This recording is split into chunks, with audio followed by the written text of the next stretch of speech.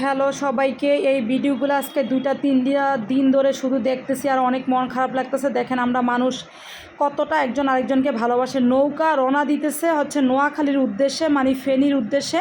এখন মানুষজন কি পরিমাণ কষ্ট করে নৌকা হচ্ছে ট্রলারে উঠাইতেছে শুধু দেখেন।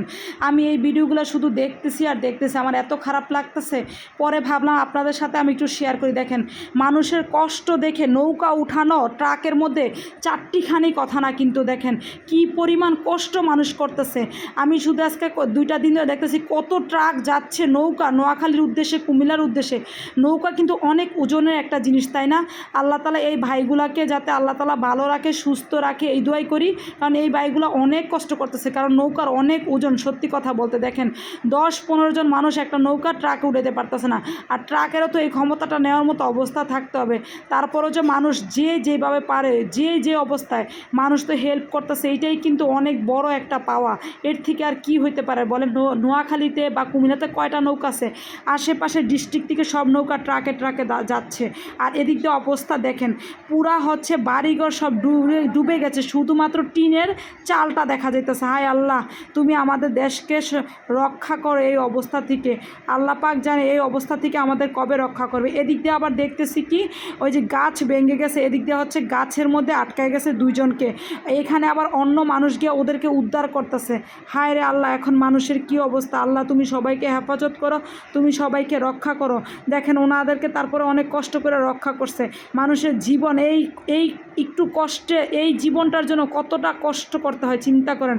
এই ছোট্ট একটা জীবনের কত কষ্ট। এদিকটা দেখতেছি আরেকটা ভাইয়া, ওনার মা না হয় ওনার শাশুড়ি কেউ একজন আটকায় পড়ছে, উনি ওনার মাকে পাগলের মতো খুঁজতেছে। এইটাই হচ্ছে মা বা সন্তানের ভালোবাসা।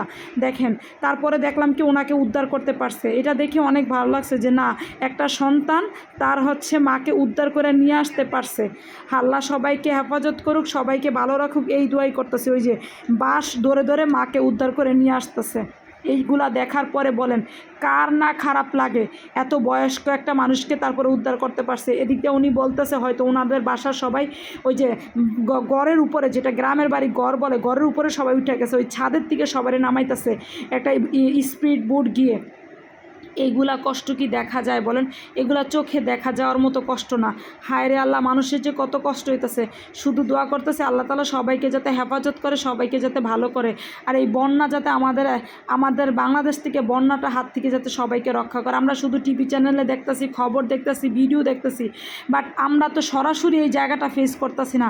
যারা ফেস করতেছে তারা শুধু জানে এই জায়গাটা কতটা ভয়াবহ। যেমন আমি জীবনে কোনোদিন বন্যাই দেখি নাই। এখন আমি যদি এই টাইপের বন্যা দেখি আমার অবস্থা কি হবে? আমি নিজেকে দিয়ে সবসময় চিন্তা করি মানুষের অবস্থা কি হচ্ছে। এগুলো আসলে এই কষ্টগুলো দেখার মতো না, মানে এই কষ্টগুলো প্রকাশ করার মতো না। কি পরিমাণ পানি উঠছে যে মানুষ উপরে ছাদ বা টিন দিয়ে তারপরে মানুষ স্পিড বোটে বা নৌকায় নামতেছে। মানে কি পরিমাণ পানি উঠছে, যে যা পারতেছে হাতের ব্যাগ নিয়ে শুধু কোনো রকম জীবন বাঁচাচ্ছে।